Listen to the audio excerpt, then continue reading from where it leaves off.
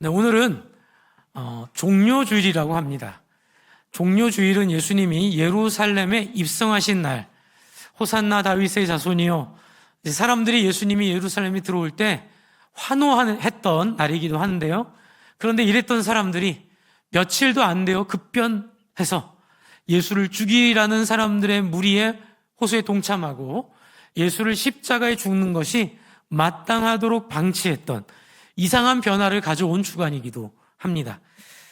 사실 11장이 종료주일에 예수님이 예루살렘에 입성한 이야기를 적은 장입니다. 그런데 11장에 있는 이 예수님의 이 종료주일 예루살렘의 입성의 성격을 잘 말해주고 있는 것이 예루살렘을 향해 올라가고 있는 이 여정에서 만난 사람들, 그리고 제자들과 함께 했던 대화의 내용이 있는 10장이더라고요. 그래서 오늘은 이 종료주일, 예수님이 무엇을 위해 예루살렘에 가시는가, 그리고 저와 여러분을 향하여 예수님께서 이 종료주일에 어떤 메시지를 주기를 원하시는가를 우리 10장의 내용들을 전체를 살펴보면서 좀 우리가 묵상하고 도전받기를 원합니다. 제목을 한번 읽어주실래요? 시작. 네, 우리의 인생은 다 으뜸이 되기를 원하고 사람들 앞에서 성공하기를 원하고 또 본질적으로 실패하지 않기를 바랍니다. 그래서 작은 일을 하더라도 그 일이 잘 성취됐을 때 우리는 보람을 느끼죠. 저는 오늘 이 말씀을 통해서 저와 여러분의 인생이 우주의 으뜸이 되는, 제가 제목을 우주의 으뜸이라고 했다가 우주를 뺐어요. 좀 유치해 보여서. 그런데 원래는 우주의 으뜸이 되는 섬김의 삶인데, 여러분 정말 우주적 진리, 그렇죠? 물리적 법칙을 갖고 있는 그 하나님의 주신 본질적 진리 속에서 무엇이 으뜸이 되는지를 오늘 말씀을 통해 좀 살펴보고자 합니다. 그리고 이 일을 위하여 예수님께서 십자가를 지러 올라가시는 거예요. 왜 이 일을 위해 십자가를 지시는지도 한번 여러분이 깨달았으면 좋겠습니다. 오늘 본문인 32절을 한번 볼까요? 32절을 보겠습니다. 네. 맨 처음에 뭐라고 돼 있어요? 어디로요? 네, 예루살렘으로 올라가는 길에 이렇게 되어 있어요. 예수님은 지금 예루살렘으로 올라가는 길 가운데 계십니다. 그리고 아까 말씀드린 것처럼 예루살렘에 들어가시면 사람들의 그 변덕스러운 환호와 저주 속에서 예수님은 버림당하고 십자가에 못 박혀 죽게 되는 거죠. 지금 죽으러 가는 길이에요. 그런데 예수님이 예루살렘으로 올라가는 이 길을 처음 잡으셨을 때부터 이 예수님이 죽는 죽음의 의미와 상관없는 사람들의 이야기가 계속 나오고 있습니다. 그것은 10장 1절이에요. 10장 1절 한번 펴보시고요. 32절에 예루살렘으로 올라가는 길에 이렇게 돼 있는데 10장 1절에 예수님의 방향이 나옵니다. 한번 읽어주세요.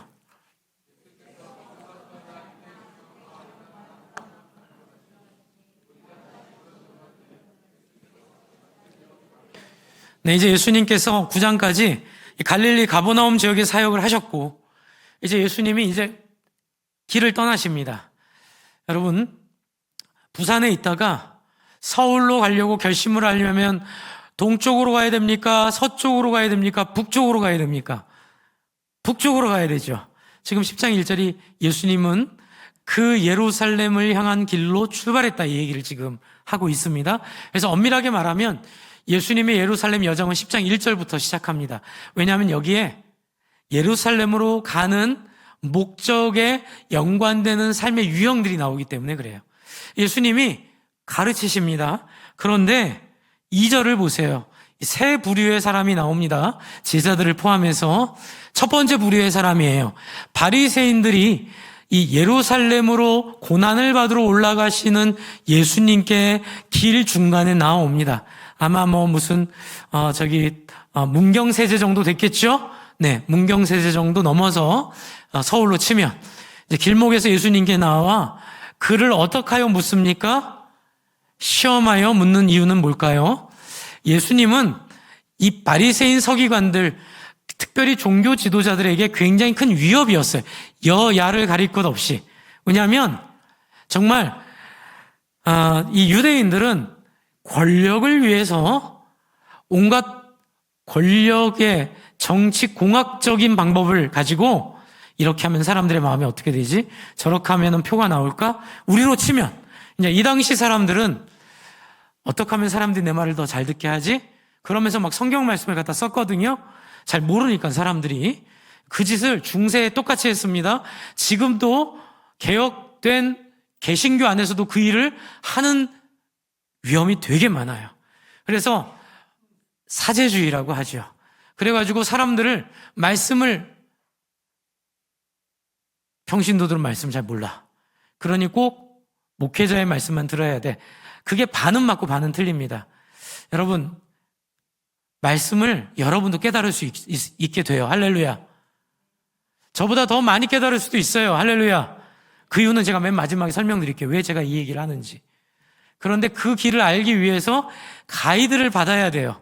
그 가이드를 하려고 세운 사람들이 말씀 사역자들입니다. 여러분들이 나중에 말씀을 자유자재로 묵상하고 깨닫는 가이드를 주려고 이제 신학 훈련을 시키고 언어 훈련을 시키고 그렇죠. 문학 공부를 시키고 또 전달 훈련을 시켜서 세운 것이 목회자들이에요. 그래서 이 목회자들이 말씀을 중심으로 말씀에 있는 대로 여러분이 가야 될 길을 훈련하고 그래서 궁극적으로 여러분 사역은 여러분이 해야 돼요. 그런데 이 바리새인은 거기서 삐끗한 거예요. 어떻게 삐끗했냐면 자기의 영광을 위해서 이 하나님의 부르심을 써먹은 거예요. 그런데 예수님은 이 땅에 오셔서 정치공학적 어떻게 하면 사람들의 마음을 많이 끌을까 이런 생각 안 하세요. 그냥 따라해서 그냥 불쌍히 여기셨다. 근데 여러분 이게 파워가 있는 거예요.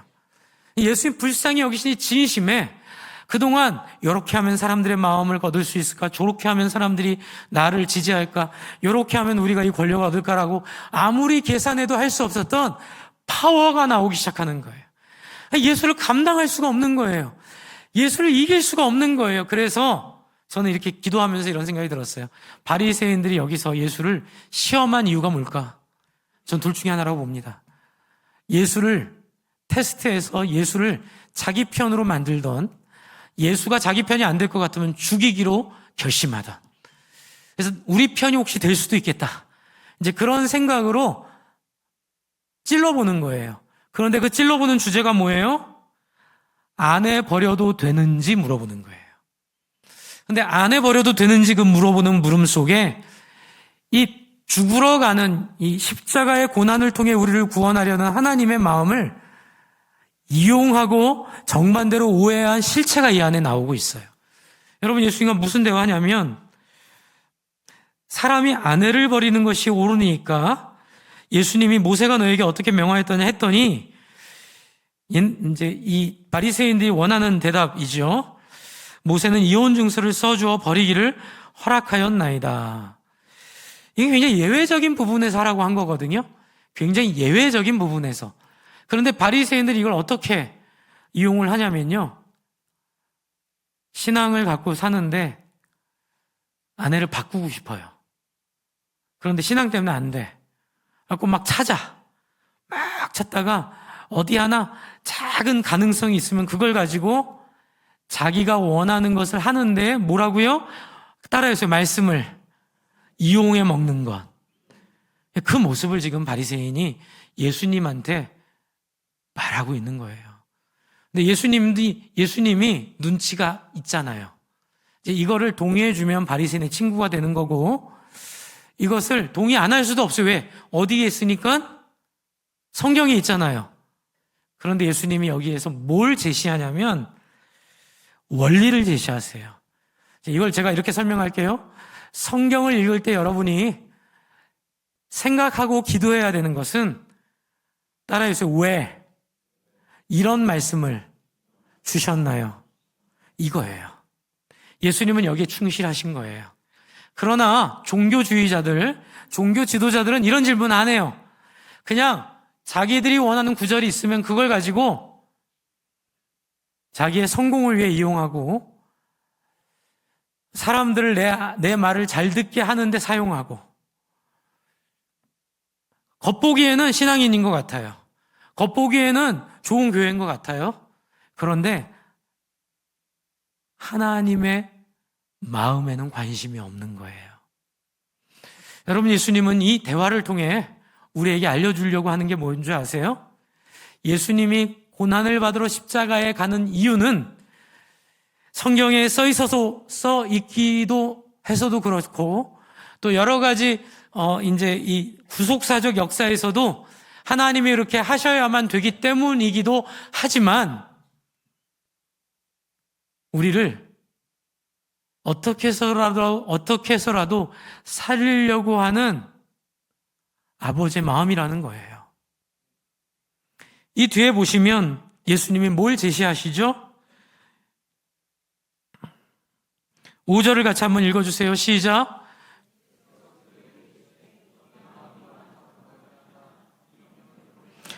너희가 지금 주장하고 너희가 얘기하는 건 그건 정상이 아닐 때 한 얘기야. 너희가 워낙 완악하니까는 예외적으로 한 얘기지, 그거를 빌미로 툭하면 안에 바꾸고, 실제로 그랬답니다. 여러분, 종교 지도자들 아닌 사람들은 율법 때문에 아내를 못 바꿔요. 근데 종교 지도자들은 소위 말하면 법기술을 너무 잘 알아. 그래가지고 거기서 자기들이 하고 싶은 대로 일반 사람들 하지 못하는 거를 자기 마음대로 하는 거예요. 그래서 욕구틀이 잡아서 이혼 증서 써서 아내 버려버리고, 또 새로운 장가 가고, 자기가 원하는 대로 사는 이 모습을 예수님한테 인정받으려고 나온 거예요. 그때 예수님이 제안한 게 뭐예요? 그것은 너희가 완악해서 그런 거지, 원래는 뭐래요? 원래는 6절. 읽어주세요. 6절부터 9절까지. 시작.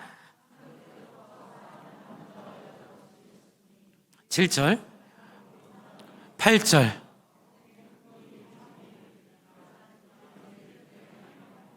9절.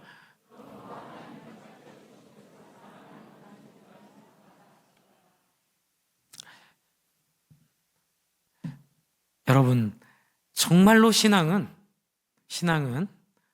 하나님의 동기와 마음과 그 중심을 아는 게 신앙이에요.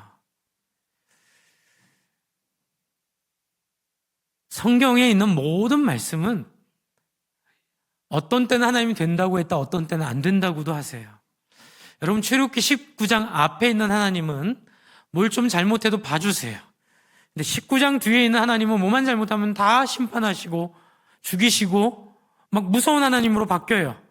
사람들이 이해를 못하는 거예요. 그러니까 자유주의 신학자들이 19장 전에 있는 19장 전에 있는 내용은 하나님을 용서의 하나님으로 믿은 사람들이 지은 책이고, 19장 뒤에 있는 내용은 하나님을 심판의 하나님으로 믿은 공동체가 지은 글을 나중에 어떤 사람이 짜집기 한 거다, 이렇게 공격을 했거든요.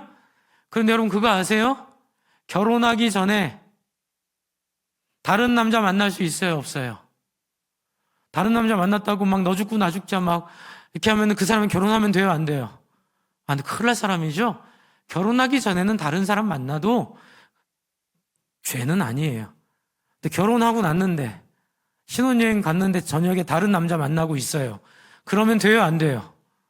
그래서 그런 거예요. 하나님이 어떤 분인지, 여러분, 하나님은 우리를 사랑하시고, 하나님은 우리가 정말로 하나님처럼 온전한 한 몸을 이루며 살기를 원하시는데, 이 바리새인들은, 하나님의 법을 공부했다는 이 바리새인들은 그 하나님의 우리를 창조하신 소원과 진심은 관심이 없어요. 그냥 내가 바리새인이고 내가 결정할 수 있으니, 제일 추접스러운 게 뭐예요? 투표할 때 자기 추천하는 거. 제가 저를 추천합니다. 이런 거예요. 그렇죠? 자기가 자기의 하고 싶은 거 하고 그걸 법을 교묘하게 이용해서 할 수 있도록 만들어버리는 거죠. 여러분, 예수님이 이 형태를 통해서 우리에게 우리의 신앙이 어떻게 커야 될지를 알려주고 계세요. 이번에 우리 집회에서 목사님께서 이야기해 주신 자유케 돼야 될 부분들 중에 종교주의라고 있어요. 종교주의. 목사님이 한 시간 반을 써야 될 정도로 중요한 파트라고 하더라고요. 왜냐하면 우리는 비나이다 이제 그런 개념으로 예수님을 믿고, 또 절에 가서 막 기와장에다가 막 이렇게 이름 써놓는 그런 개념으로 하나님을 자꾸 생각을 한다는 거예요. 그래서 내가 필요할 때, 그래서 주의 성령이 임하셔도 여러분 자꾸 우리가 성령의 은혜를 우리가 품는데 실패하는 이유는 엿바꿔 먹기 때문에 그래요. 뭐라고요? 엿바꿔 먹기 때문에 그래요. 여러분, 저는 이번에 큰 깨달음이 있었어요. 저는 2년 전부터 이 목사님을 통해서 성경론을 공부했는데, 저는 고등학교 1학년, 2학년 사이에 그 겨울 수련회 때 방언을 경험했거든요. 그런데 너무 좋았어요.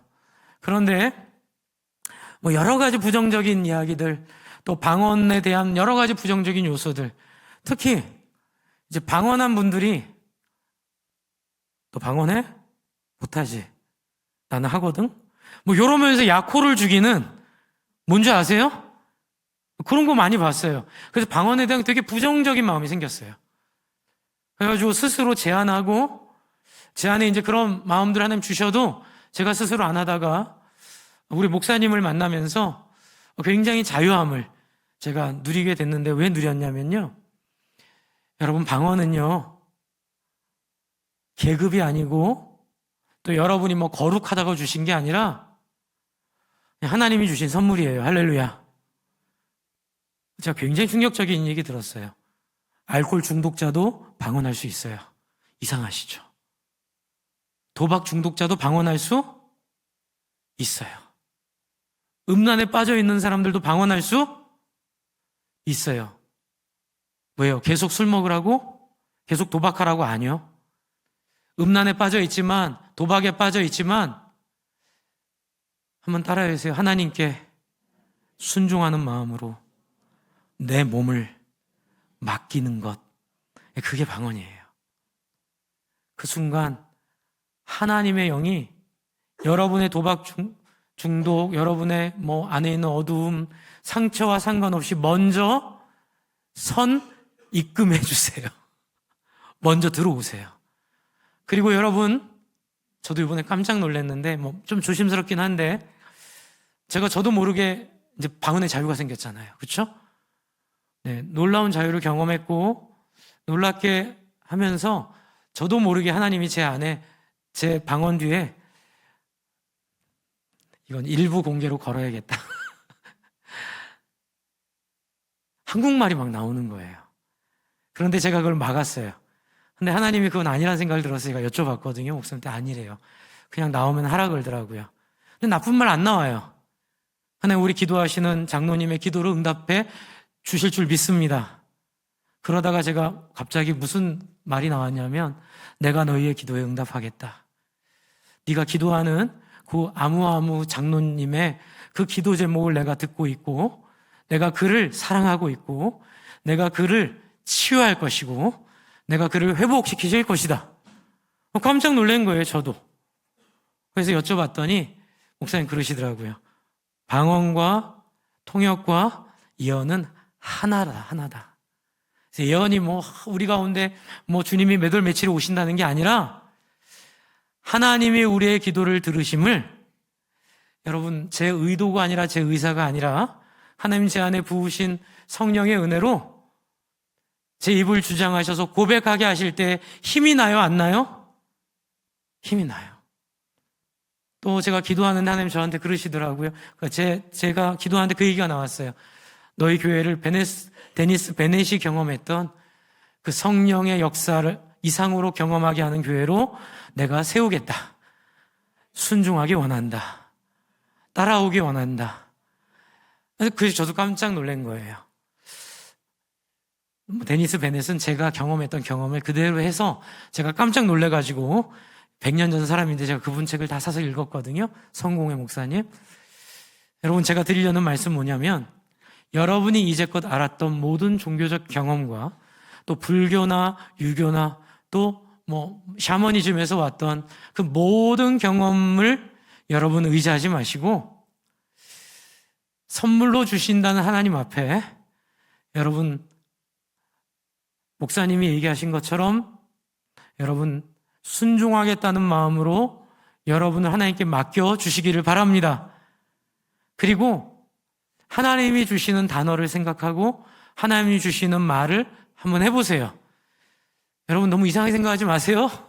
저도 옛날 걸 되게 크고 이상하게 생각했어요. 막 내가 생각하면 막 눈에 뭐가 보이고, 그게 아니라 하나님이 내 입을 주장하시고 내 마음을 주장하셔서 하나님이 여러분을 축복하게 하시고 여러분을 자유케 하시겠다는 약속을 주시기 때문에 확신이 들면서 여러분의 신앙에 도움이 되게 하신다는 거예요. 근데 여러분, 여기서 우리가 극복해야 될 게 뭘까요? 종교주의예요.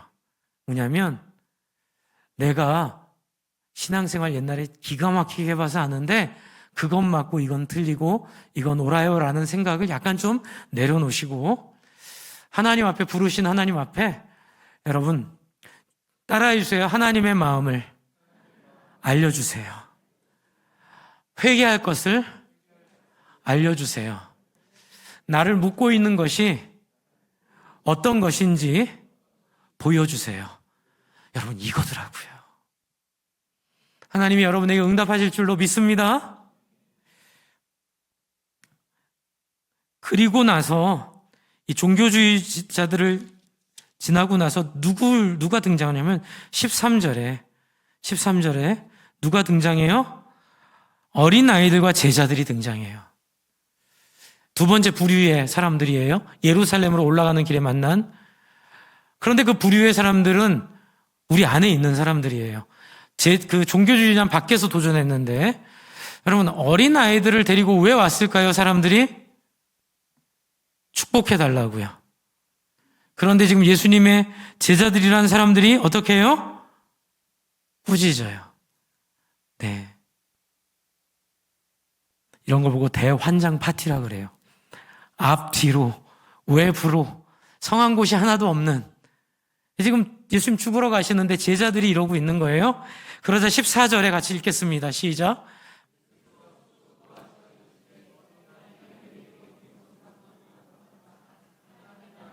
굉장히 중요한 포인트입니다. 제자들도 아직 모르는 거예요. 예수님을 쫓아다니는데 바리새인들과는 그러니까 위치는 다르지만 바리새인들은 자기의 욕망을 위해 예수님을 시험하고 거스리니까 죽이려고 했고요. 제자들은 예수님을 자기의 욕망을 완성하기 위해 쫓아다닌다는 걸 보여주고 있어요. 왜냐하면 예수님 그동안 알려주신 게 뭐예요? 영혼에 대한 긍휼의 여김인데 이 제자들은 또 놓치고 있어요. 그래서 어린아이들은 아무짝에도 쓸모없다. 그래서 약자에 대한 태도예요. 그래서 쓸모없는 사람들, 도움이 안 되는 사람들, 여러분 인생에 여러분한테 도움이 안 되고 여러분 시간만 뺏고 여러분의 에너지만 가져가는 사람을 세상은 뭐라 그래요? 민폐라 그러죠. 그래서 그런 사람들한테 뭐라 그래요? 호구 잡히지 말라 그러죠. 네, 호구 잡히지 말라 그래요. 네. 그렇게 제자들이 아직 세상에 머물러 있는 거예요. 여러분, 예수님은 예루살렘을 올라가면서 이 모습을 우리에게 보여주세요. 어린 아이들을 내게로 오는 걸 용납하지 말라. 여러분, 누구든지 예수께 오는 사람을 판단하거나 그들의 쓰임새를 가지고 환대하는 것이 커지거나 작아지거나 하지 않기를 바랍니다. 여러분, 저희 교회에 많이 어려운 사람들이 왔으면 좋겠어요. 돈 없고 힘들어도 저희를 통해 회복되고 위로받는 사람들이 많이 오기를 소망합니다. 예수님께서 천국은 누구와 같다고 또 얘기하시냐면 이런 어린아이와 같다고 또 이중 의미를 쓰세요. 이 어린아이들을 위해 기도할 뿐만 아니라 천국은 어린아이와 같다 이렇게 얘기했을 때 여러분, 어린아이가 철없는 면을 예수님이 천국이 이런 자일 것이다 이렇게 얘기한 걸까요? 그 뜻은 아니에요. 여기서 어린아이와 같다는 건 뭐예요? 한번 따라해주세요. 순수함, 있는 그대로 믿음, 계산하지 않음. 네, 지금 이것을 얘기하고 계시는 거예요. 그래서 15절 같이 한번 읽어주세요. 시작.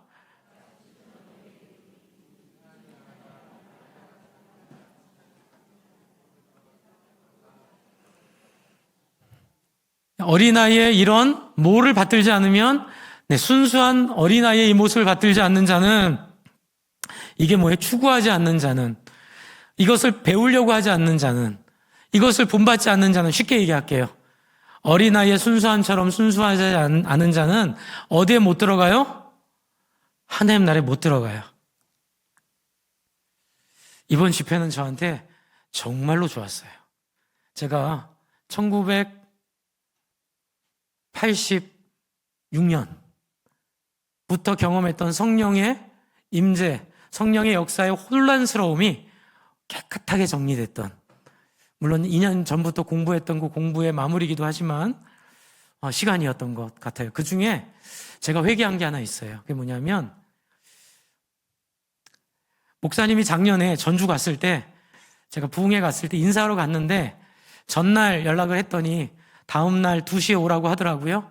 2시에 갔더니 목사님이 저 앉혀놓고, 목사님, 틀릴 수도 있는데, 틀릴 수도 있어. 그러면서, 네네. 내가 목사님이랑 사모님 온다 그래서 아침에 목사님 이름을 적어놓고 내가 기도했거든. 근데 하나님이 이 열왕기상 말씀 몇 장 몇 절로 자꾸 나한테 생각나게 하시고 자꾸 나한테 말씀을 주시는데, 그 말씀이 뭐였냐면, 있어요. 저는 아무한테도 얘기한 적이 없어요. 그런데 그 얘기를 저한테 하시면서, 혹시 그런 거 있어? 처음에 제가 제일 싫어하는 게 그런 거거든요. 말씀 카드 뽑기 이런 거, 점쳐? 막 누구한테 갔는데 기도했는데 뭐가 보였대. 나는 네가 보인다. 이러면서 제가 그걸 되게 싫어했어요. 왜냐하면 옛날에 부작용이 너무 많았거든요. 하고 무슨 기독교나 한다는 권사님들 오면 청년들 그 무슨 성가대실로 오라 그래가지고 막 점치듯이 결혼 앞으로 못하겠어 이래가지고 우리 노처녀 누나 상처받아가지고 못하기는 1년 뒤에 했는데 이런 상처가 있었던 거예요. 하고 그런 것들에 대한 이 분노와 상처가 제가 너무 많은데, 해필 딱 갔는데 그런데, 그래서 제가 이게 틀릴 수도 있는데 이 얘기 안 했으면 제가 그 자리에서 나왔어요. 아니면 적어도 그날 그냥 형식적으로만 인사하고 이 양반도 그렇구나라고 생각하고 왔을 거예요. 그런데 저를 감동시킨 게 뭐냐면, 틀릴 수도 있어, 아닐 수도 있는데, 내가 기도하는데, 목사님 이름을 부르면서 기도하는데 하나님이, 그리고 제 아내를 향해서 성경 2구절을 말씀하시면서, 혹시, 근데 제가 거기서 마음이 확 무너졌어요. 왜냐하면 여러분을 섬기면서 제가 아무한테도 얘기하지 않으며 갖고 있었던 제 마음속의 고민이었거든요. 그래서 그 고민이 어떻게 해소되지 않으면 난 어떻게 할 수 없겠다.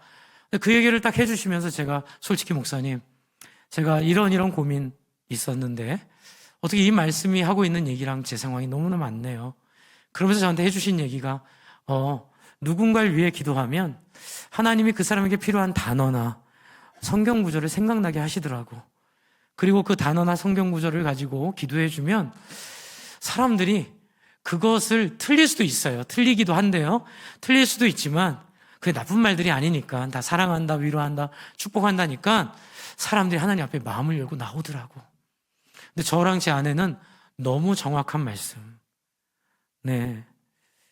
제 아내한테는 인내를 가지고 끝까지 도랑을 파면 하나님이 이 교회를 채워주실 것이다. 할렐루야.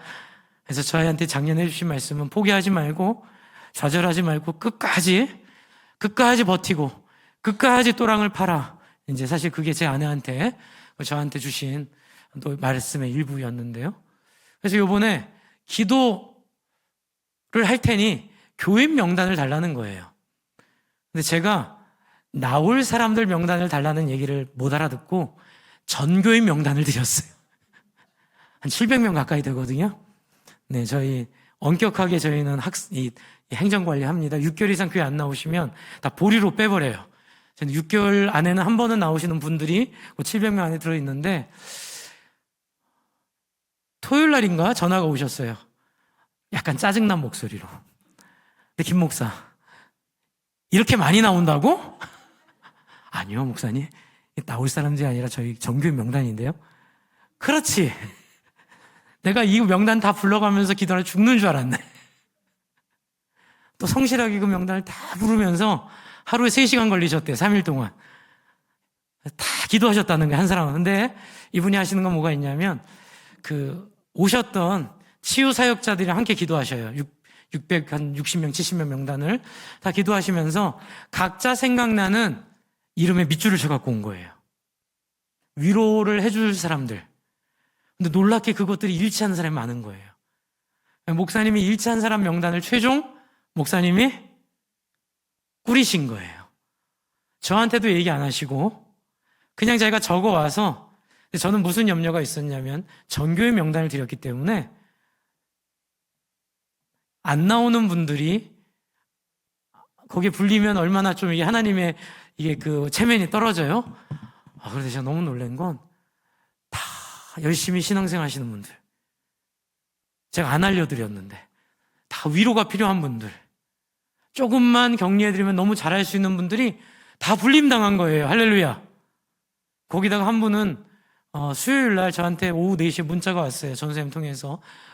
이름이 안 불려져도 꼭 기도받고 싶으니 목사님 예배 끝나고 기도해 주세요.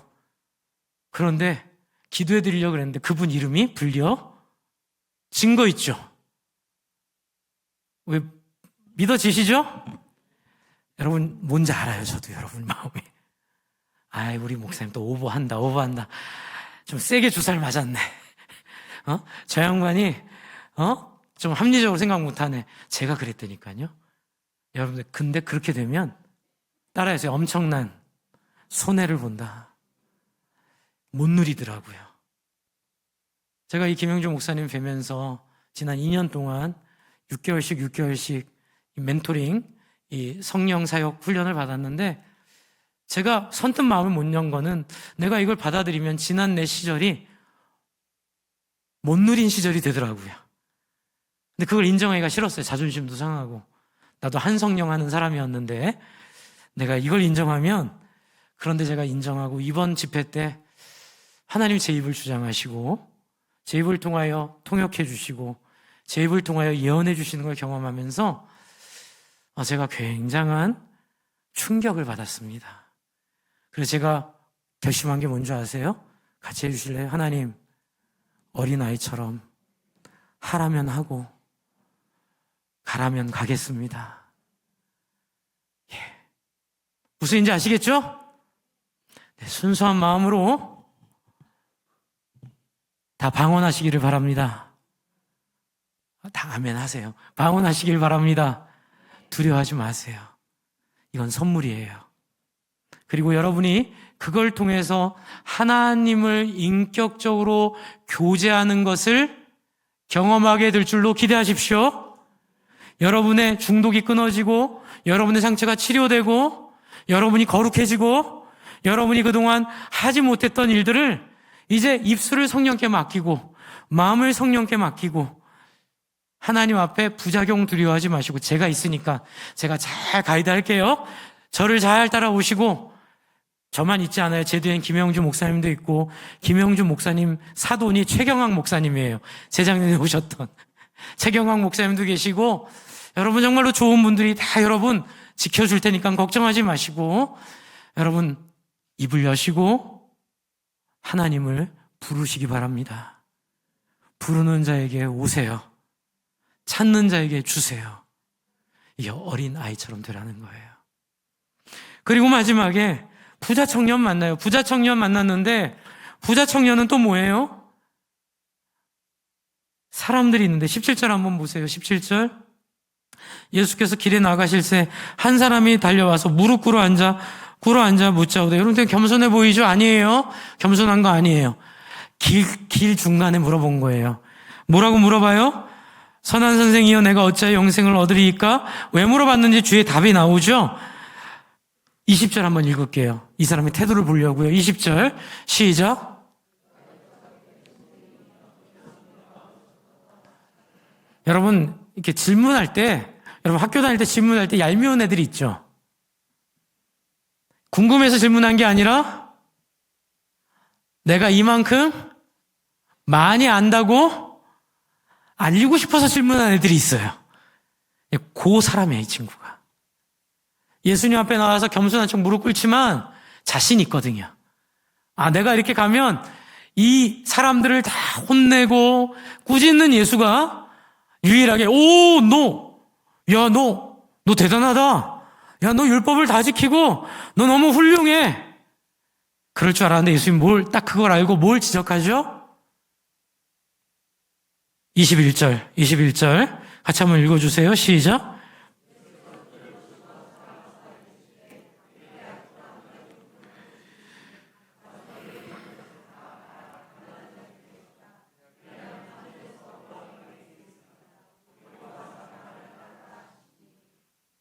여러분, 지금 예수님이 핵심을 건드려요.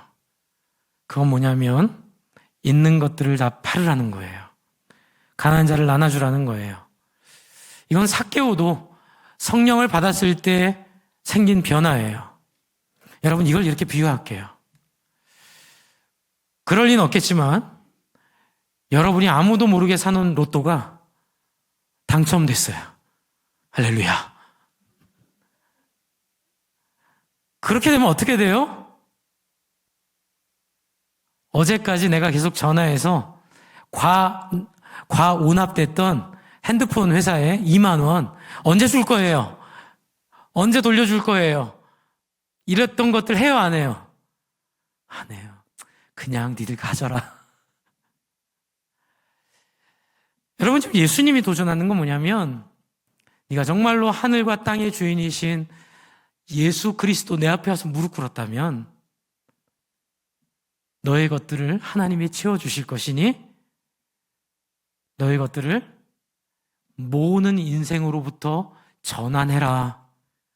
너의 것들을 지키는 인생으로부터 바뀌어라. 너의 것들을 쌓아가는 인생으로부터 전환해서 누굴 따르라? 나를 따르라. 할렐루야. 여러분이 기도할 때 방언으로 주시고 예언으로 주시고 여러분에게 통용변으로 주시고 여러분 치유로 주시고 여러분 이번 주 우리 기도할 때 많이 병이 나았어요. 제 아내도 갑자기 알레르기가 사라지고 저도 지금 목에 풀립이 왔는데 기도하기 전에 막 목소리가 안 나와서 가래가 꽉 차 있었는데 기도하는데 가래가 싹 사라졌어요. 이거 하나님 낫게 하실 줄로 믿어요. 여러분 또 어떤 분들은 무릎이 괜찮고 여러분 이게 우리가 뭐 하려고 그러는 거예요? 따라해 주세요. 하나님이 내 인생을 책임지신다. 나와 동행하신다. 여러분 이거 알려주려고 한 거예요. 할렐루야. 이게 낫는 게 중요한 거 또 죽을 거예요. 우리는. 그래서 이게 낫는 게 연구한 게 아니에요. 중요한 건 뭐예요? 나를 따르라. 내가 너를 책임지겠다. 그 따름이 뭐예요? 성령을 누리는 삶을 여러분이 살면 되는 거예요. 그런데 이 사람이 슬픈 기색을 하고 돌아갑니다. 많은 학자들은 이 22절을 통해서 이 사람이 구원받지 못했다고 단언해요. 여러분 구원받았다면 이렇게 표현 안 했을 거예요. 슬픈 기색을 띠고 근심하며가 아니라 여러분 예수님을 향해 예수님을 죽이려고 악다군을 썼던 주인들이나 이 돈의 문제에 걸려서 이 인색함에 걸려서 슬픈 기색을 띠고 근심하고 간 사람들이나 마찬가지인 거예요. 여러분 그 목사님이 주셨던 교환에 돈의 인색함으로부터 자유라는 항목이 있어요. 저는 그래서 기도했어요. 여러분, 여러분에 있는 모든 돈의 인색으로부터 여러분이 자유케 되기를 소망합니다. 아멘. 여러분 받은 은혜가 크시다면 감사로 나누시고 주변의 많은 사람들에게 좋은 것으로 공급하시는 변화가 있기를 소망합니다. 여러분 예수님의 이 눈물 아프게 하는 것, 사람들 물어봐요. 목사님, 예수님 우리 사랑하시면 그러면 안 돼! 하고 목을 잡아가지고 비틀어서라도 구원받게 해야죠. 근데 저랑 김영주 목사님 얘기가 똑같은 얘기를 하시더라고요. 여러분 그거 아세요? 하나님은 통곡하고 울지언정 억지로는 못하세요. 왜냐하면 공의의 하나님이시고 저와 여러분을 억지로 하면 이미 하나님이 하신 은혜가 아니기 때문에 그래요. 하나님이 하시는 최고의 방법은 뭐예요? 하나님이 세상을 어떻게? 이처럼 사랑하사 독생자를 주셨으니 이는 저를 믿는 자마다 멸망치 않고 영생을 얻게 하려 하심이니라. 여러분 오픈 채팅방을 만들어 드리는 데까지예요. 제가 아무리 담임 목사라도 여러분 들어오세요 강제할 수 없어요. 하나님 저에게 말씀하셨어요. 승준아, 오픈 채팅방을 열어놓고 그것을 의지적으로 클릭하고 들어오는 사람을 내가 기뻐하리라. 무엇인가 내가 원해서 하는 일, 내가 자원해서 하는 일, 마지못해서 체면 때문에 해야 되니까이 아니라 여러분 안에 자원해서 기꺼이 방언 못해도 돼요? 들어오셔서 하루에 30분 기도했어요라고 40일 동안 하라고 강사 목사님 통해서 부탁하셨으니 그 부탁에 순종해 봅시다. 나는 좀 고귀해서 담임 목사가 한두 번 얘기해가지고는 안 움직여. 정말 답이 없어요, 그건 누구도 어떻게 해드릴 수가 없어요. 그러지 마세요. 그냥 모양 빠지고 좀 자존심 상해도 담임 목사가 얘기하면 따라해주세요. 아멘! 제가 즉각하겠습니다. 아멘! 여러분, 하나님 그거 좋아하신대요. 저는 하나님 너무 가끔가다 짠해요. 예수님 가끔 불쌍해요. 뭐라고 이렇게까지 이 말 안 듣는 인간들을 이렇게 붙잡고 그 모욕을 써가면서 그 기독교 역사의 그 많은 오류와 그 많은 어두움에 그 책임도 없는 분이 그냥 기독교를 대표하는 사람들의 그 불순종으로 인해 온갖 욕을 들으면서도 왜 이렇게 하세요? 하나님 우시면서 얘기하세요. 내가 너희를 그걸 감수하면서도 사랑한다. 여러분 오해하지 마세요. 저는 폭삭수가 수다를 다 보진 않았고 요약본만 봤어요. 요약본만 봤는데 다 알 것 같아요. 여러분 거기에 나오는 그 관식이라는 아빠의 모습은 그냥 저에게는 하나님의 모습이에요. 아내를 위해서 평생을 자기를 주고 죽으면서까지도 그 아내가 그릇을 못 꺼낼까 봐 자기 죽기 전에 그릇을 내려놔주고 문을 고쳐주고, 여러분 그게 하나님이 여러분을 향한 아빠의 마음이고 자식을 향한 부모의 마음이고 여러분을 향한 하나님의 진심인 거예요. 여러분 그런데 제자들이 그것을 잘 해요 못해요? 잘 못해요. 이제 마무리는 이거예요. 여러분 10장의 32절을 보세요. 10장 32절.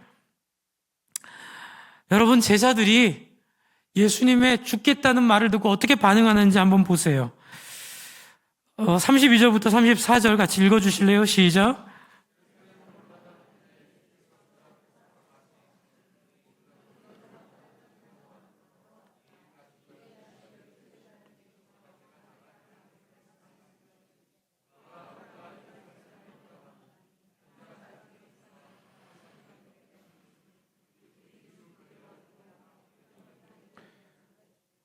그들은 능욕하며 침뱉으며 채찍질하고 죽일 것이나 그는 3일 만에 살아나리라 하시니라. 이러면 어떻게 해야 돼요? 할렐루야 해야 되잖아요. 근데 뭐라 그래요? 35절 읽어볼게요. 시작.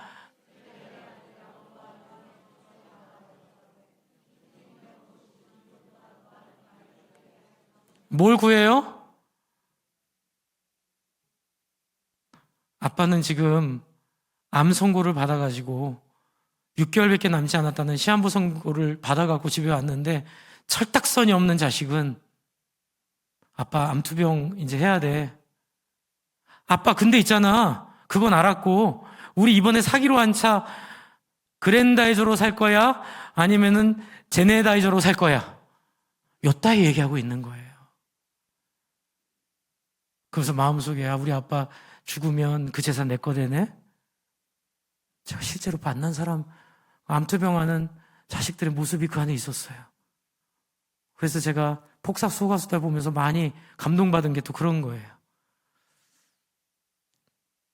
여러분 제자들이 이러고 있어요. 예수님 죽겠다고 하는데 철딱선이 없이 우의정 좌의정은 누가 해요? 여러분 사실 시간이 없어서 이 말씀 못 드리지만 28절 31절에는 제자들의 모습도 뭐예요? 예수님 덕분에 목회 성공한 목사 된다는 얘기 들어야지. 예수님 덕분에 내가 천국 가야지. 예수님 덕분에 내가 병도 나야지. 예수님 덕분에 내가 정말 아무도 나를 건들 수 없는 내가 영향력을 가져야지. 내가 유명한 사람이 돼야지. 이러고 있는 거예요. 제가 예수님 위로해드리고 싶어요. 예수님 얼마나 마음 힘드세요. 제가 예수님 마음 알아요. 알긴 뭘 알아요. 저도 옛날에 그랬는데. 근데 이제 조금 알 것 같아요. 안 돼요, 안 돼. 우리는 안 돼요. 그래서 우리가 뭘 해야 돼요? 따라해주세요. 성령님을 의지해야 된다. 네, 마지막으로 읽고 기도할 장은 요한복음 14장 12절부터 17절까지를 같이 읽겠습니다. 요한복음 14장 12절부터 17절입니다. 한번 찾아보세요. 요한복음 14장 12절부터 17절이에요. 다 찾아보세요. 성경. 요한복음 14장 12절부터 안 되기 때문에, 저와 여러분이 그런 정말로 말도 안 되는 태도를 갖고 있기 때문에 우리에게 이것이 필요해요. 네, 같이 한번 읽어볼게요. 시작.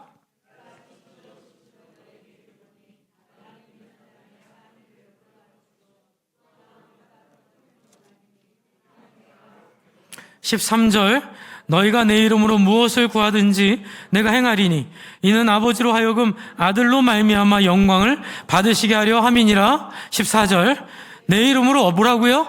무엇이든지 내게 구하면 내가 행하리라. 비결이 어디 있어요? 15절 시작. 너희가 나를 사랑하면 나의 계명을 지키라. 16절, 내가 아버지께 구하겠으니 그가 또 다른 보혜사를 너희에게 주사 영원토록 너희와 함께 있게 하리니 그는 진리의 영이라. 세상은 능히 그를 받지도 못하나니 그를 보지도 못하고 알지도 못함이라. 그러나 너희는 그를 아나니 그는 너희도 함께 거하시며 또 너희 속에 계심겠음이니라. 아멘. 여러분, 예수님이 12절에 뭐라 그러셨어요? 12절 다시 한번 보여주세요. 12절 내가 진실로 너에게 이르노니 나를 믿는 자는 누가 하는 일을 할 수 있어요? 예수님이 하시는 일을 할 수 있어요. 믿으시기 바랍니다. 여러분도 치유 사역 할 수 있어요. 여러분도 위로 사역할 수 있어요. 저는 여러분이 내년부터 여러분 치유 사역자, 위로 사역자가 될 줄로 믿습니다. 그리고 또 뭐예요? 이보다 더 큰 일도 할 수 있대요. 할렐루야. 여러분, 이 일은 뭐로 가능해요? 맨 뒤에 있는 여러분 16절이에요. 15절 보세요. 너희가 나를 사랑하면 나의 계명을 지키라. 어렵죠? 여러분, 사랑돼요? 안 돼요? 안 되죠? 그런데 16절부터 되는 비결이 있어요. 같이 한번 다시 읽을게요. 시작. 내가 아버지께 구하겠으니 그가 또 다른 보혜사를 어떻게 해요? 너에게 주사 영원토록 너희와 함께 하리니 그는 진리의 영이라. 세상은 능히 그를 받지도 못하나니 이는 그를 보지도 못하고 알지도 못함이라. 그러나 너희는 그를 뭐라고요? 안 돼요. 그는 너희와 함께 거하신대요. 여러분이 고난주의를 앞두고 여러분, 우리를 돌아보기를 바랍니다. 목회 성공하려고 예수 믿는 거 아니에요. 내 인생 유명해지려고 예수 믿는 거 아니에요. 그 양반 보니 내가 더 이상 그렇게 살면 안 될 것 같아. 그분 보니까 내가 더 이상 이렇게 살면 안 돼요. 내가 성공하든 실패하든 그거는 이제 관심 없어졌어요.